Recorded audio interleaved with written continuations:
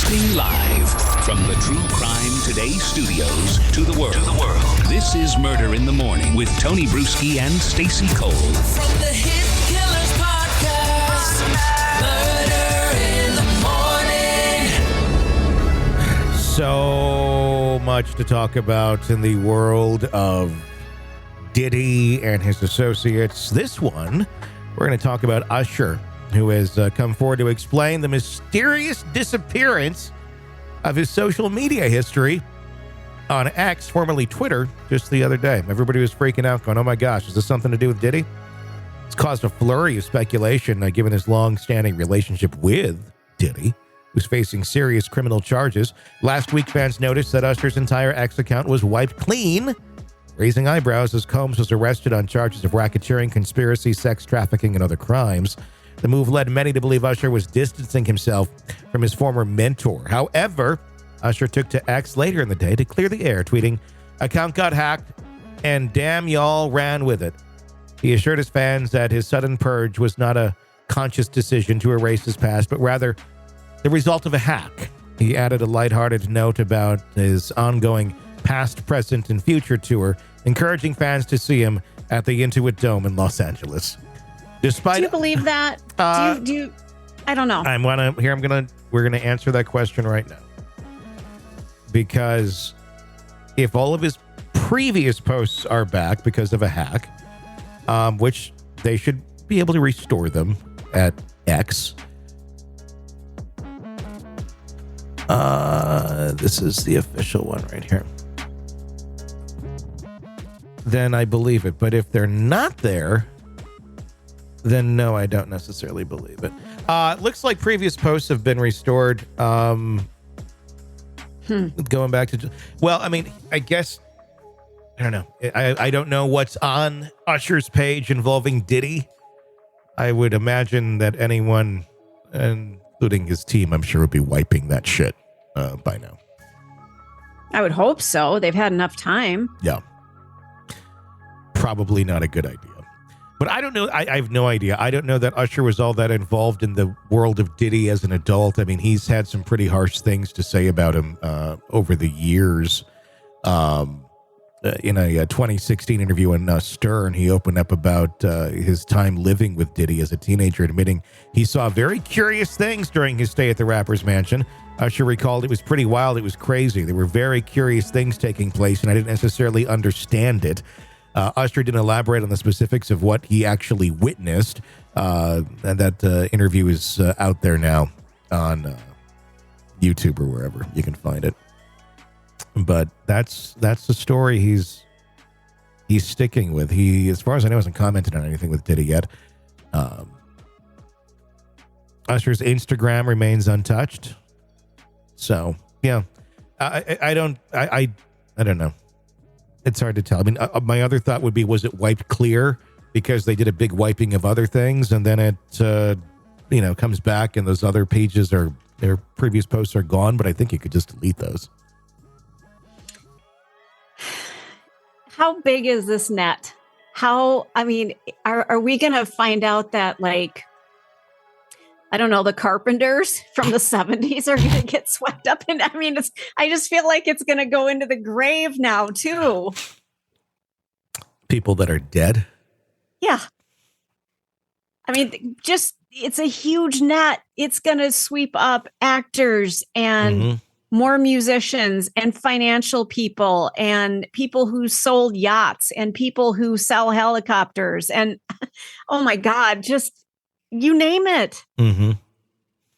Firearms dealers, drug dealers, medical reps. I mean, who knows? Surgeons. I don't know. Plastic surgeons. I don't have any information, but I think it's going to hit so many facets of everyday life. Yeah. The chickens at Chick-fil-A. Also, we're going to find out they were actually used. So you got to, if you were eating it at one of those restaurants during that time period near one of Diddy's homes, you might want to get tested. Yeah. But no, I'm completely making that up. But no, I mean, it's, it goes far and wide. Without a doubt, it does. I just, the thing is, the music industry is so fickle, and you and I were very close to the music industry. We weren't like this, but being in radio, when a record rep would come to town, it was like a door to a portal open. Didn't it feel that way? Oh, it was, because we made shit money in radio. So the idea of going to a nice restaurant to eat out was like pretty rare. But then the record rep shows up and they want you to play the records. So they take you out and they wine and dine you, and you can pick whatever restaurant you want to go to. I was fucking... You were an exploiter, dude. I exploited the shit out of that once. But, you were like 18, 19, 20, 21. I mean, you were young. You were broke. I was 18. Duh. Yeah. I was 17 or 18, I think. No, I was 18. I was 18 when this one took place. Well, I was trying to make you of legal age. You just outed yourself. Oh, no. I knew what age you were. Oh, yeah. I remembered. No, well, yeah. Well, no, I was 18 when I was there in Wausau. I was. Not for the champagne, you weren't. But anywho. Oh, no. I mean, I wasn't of legal drinking age at the time. No, but I was 18. But you were of legal partying age. Oh, yes. So, and actually this took place in Minneapolis. So it was a Columbia Records lunch where they're taking out a bunch of radio people and then try to promote some act. And I did not know, this was all new territory to me, but I had every boss I had leading up to this were like, order anything you want, do whatever. And like, yes, this is how it was. I was taught. I mean, if I didn't know any better, I'd be like, oh, I'll have, the Caesar salad and a Diet Coke.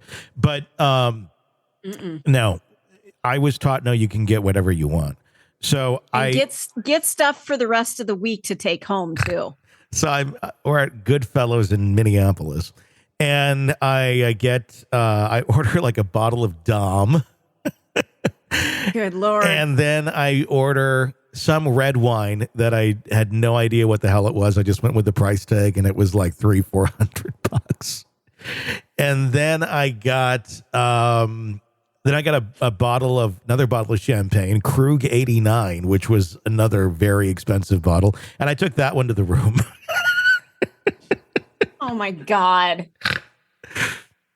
But that's the kind of shit we did. I'm not kidding. When I say they open a portal, they come in, they hand you all the free music you've ever wanted in your life, because back then you actually had to physically go buy music somewhere. Yeah. Like you in a disc, or not so much vinyl, but if you wanted music, you had to physically go to a destination called a music store or like Target or Walmart and buy it there. Yep. These guys, most often guys, would show up with like a bag of music and hand it to you. I mean, so you got shitty artists, you got, number one. Yeah, everything artists, they're trying to promote on whatever label. Yeah. Yeah. It was it was like a goodie bag. Yeah. And then they took you out to dinner, and you got anything you want. If you wanted to go to a nightclub afterwards, you could do that. You could party until 4 a.m. if you wanted to. Yeah. Yeah. There was a lot of that went on too. Yeah. And, they've cracked down on that a bunch, just like with drug reps. They don't walk into the doctor's office with golf clubs for everybody anymore. That's not a thing. It was a different place and time. It was very different. But boy, we took advantage of it because we were fucking broke, man. Mm-hmm. Yeah. Here comes Santa Claus, basically. Yeah. I mean, it was all forms of bribing, essentially. It's like, well, then at the end of the day, it's an ask of, will you play the song? And, and that's how it worked. I mean, and that was just kind of the more fun surface part of it, a bit before my time, or probably not before my time. I just never dealt with it. But there's people getting paydays as well, like cash or gift cards or things like that, for adding the songs as well. And they would call it a promotion. That's called payola. Well, yeah, then they went to gift cards, and they found their loophole. And it's a promotion to give away on the air. And that's essentially how they would work all that stuff. It's promotion. And wink. Wink, wink. Yeah. But now, like, the local radio doesn't make any local decisions anymore. So there's not a lot of record reps anymore that are out doing this sort of thing anymore. Because it's a different place and time. But totally is. But that's just a tiny glimpse into the music industry. Now imagine that on a grand scale, dealing with somebody who has millions of dollars, and all they have to do is call somebody and they get anything they want. Yep. You know, we're not talking about a bottle of Dom. We're talking about cases and cases and cases. That's just the way it is. That's the way the music industry is. And now they've gotten a wake-up call that, you know what? Society says the shit that you can do behind the scenes is not okay. Yeah. You can't traffic human beings for your own enjoyment, if that's what that is. But you had to believe that somebody high up knew that this shit was going on. Of course they did. Why didn't they do something? Because it was just looked at as like, well, it's what it's like. Boys will be boys. Yeah, I mean, it's very much a boys' club, you know, and old, you know, it's like, this is how they're going to do it. This is how we've always done it. You know, we just, you know, nobody really, you know, yeah. I mean, as far as the depths of his depravity, I don't know that anybody knew quite how dark he is, but I think you could certainly assume that he was trafficking people. Now, were they being looked at as like, is he just buying a lot of escorts and, you know, sex workers? Not that that's legal or anything, but is it that, or is he like literally like holding them captive and transferring them over state lines? I don't see either as being acceptable. I mean, the guy, no. you know, if we've worked with people who've had like sex addiction issues, that's not okay. Yeah. It's not okay to traffic. It's not okay to kidnap. I mean, you just cross such a line, you know? Yeah. I just think that I mean, again, all of it was in front of us. And I think it's a societal shift that, you know, oh yeah, fuck, half their music's about it. The big pimping and everything. It's like, fucking A. I mean, it's right there. It is right fucking there. And they're like, oh, I didn't think they were doing that. I thought it was just a fun little song. Yeah, he just thought it up one night. Yeah, think again. Let's be honest. Nothing kills the thrill of a good murder mystery like a commercial for laundry detergent. It's like someone slapping a closed sign on your favorite dive bar. But you're not here for that, are you?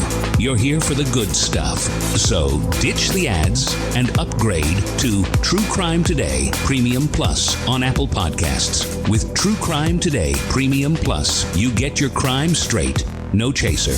Commercial free with extended interviews and early access. It's like getting the bartender's special when the bar's already closed. Search for True Crime Today Premium Plus on Apple Podcasts. Subscribe and drink it all in.